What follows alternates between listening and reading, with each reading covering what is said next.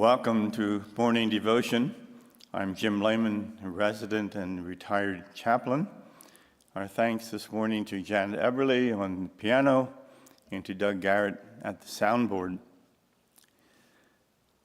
Thou hast made us for thyself, and our hearts are restless until they find their rest in thee. You have made us for yourself, and our hearts are restless until they find their rest in you.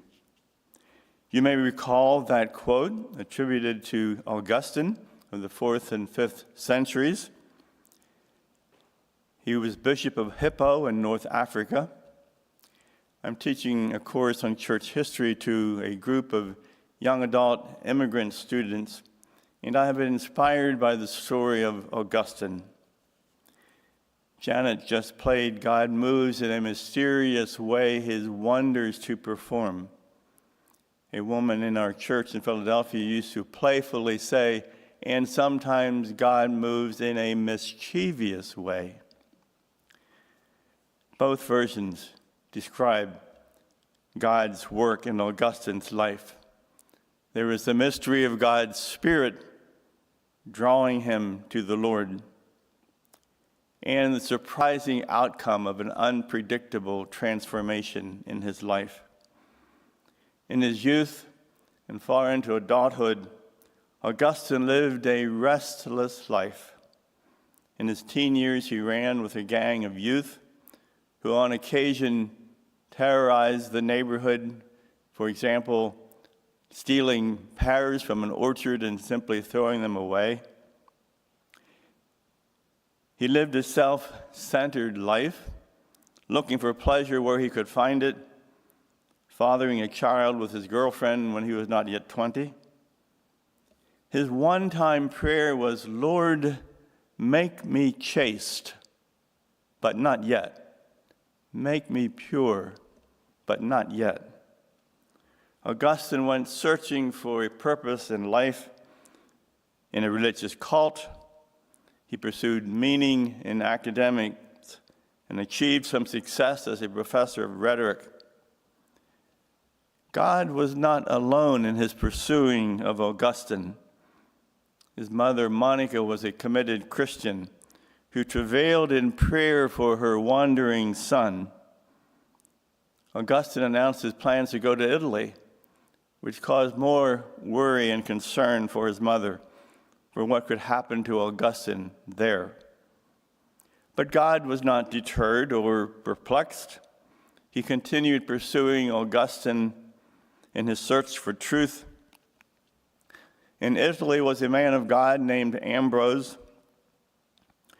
Augustine was intrigued with the reputation of Ambrose as an effective communicator and went to hear him speak. It wasn't just Ambrose's style that drew Augustine in. It was the message of Ambrose's preaching of the gospel that tugged at Augustine's heart. His spiritual search was at a new juncture. In Milan, Italy, one day he was pacing in a garden, and he heard a child's voice say something like, take up and read. And he returned to where he had left a copy of the letters of Paul from the New Testament. And his heart stirred by that invitation to take up and read. He picked up the letters of Paul, and his eyes caught words from Romans 13, which challenged him to turn from carousing and drunkenness, from immorality and jealousy, and to live in the light of God, to clothe himself with Jesus Christ, not thinking about how to gratify the desires of the sinful nature. Augustine's life, his search, took a new turn. His life changed, his mind was renewed, and his heart transformed. He became a new person in Christ. He was baptized. The Spirit was at work in the mystery of Augustine's conversion and a surprising change in his life. Dare one even say it was the holy mischievousness of God that turned a wandering man around and set him in a new direction and calling. Ambrose became a mentor to Augustine and guided him in his newfound faith. He was a shepherd and pastor to Augustine. Augustine thought perhaps his new path was to be a monk, to go off to the desert, living in austerity.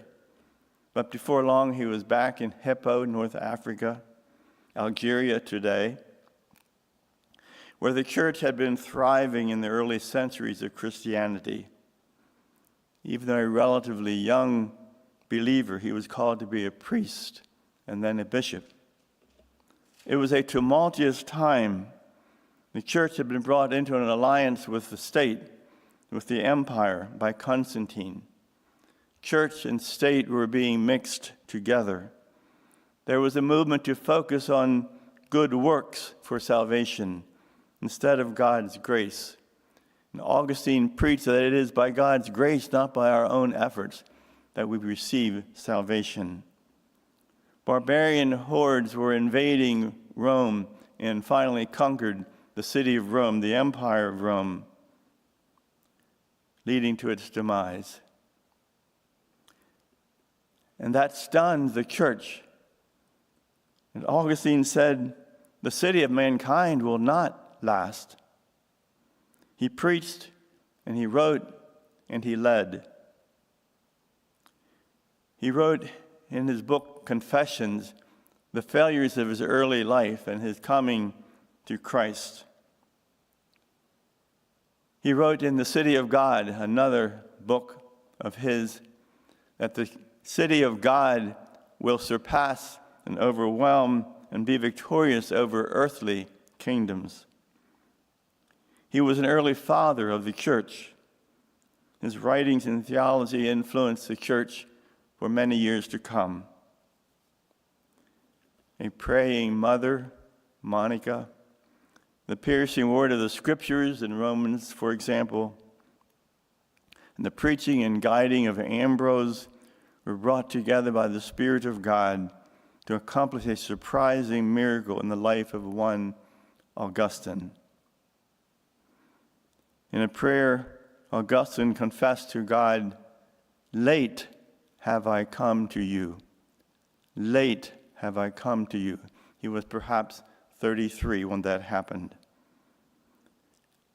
But God pursued him, and he came. For whom are you grateful that God has used to pray for you and to mentor you? People who were instrumental in helping to guide and shape your life in becoming a disciple of Christ. How has the word of Scripture been forming and transforming you? For whom are you praying, and in whom are you invested and available to as a spiritual friend? Pray with me these few words from Augustine. Lord, I pant after thee, and do hunger and thirst. Thou hast made us for thyself, and our hearts are restless till they find their rest in thee. You have made us for yourself. Help our restlessness find rest in you. In the name of Jesus, amen.